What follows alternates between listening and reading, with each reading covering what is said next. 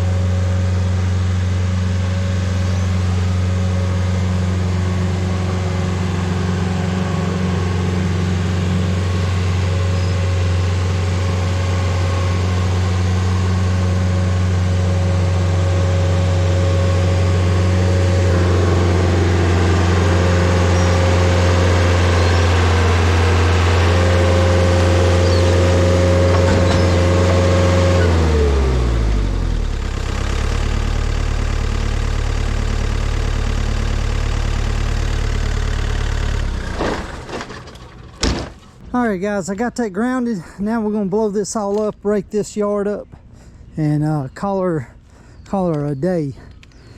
Also, years ago, I worked for this couple a long time ago. I took out like 50 trees, 50 pine trees, all in this backyard along the fence. There's a video, or part of the a little bit of a video when I first started YouTube of us taking these out.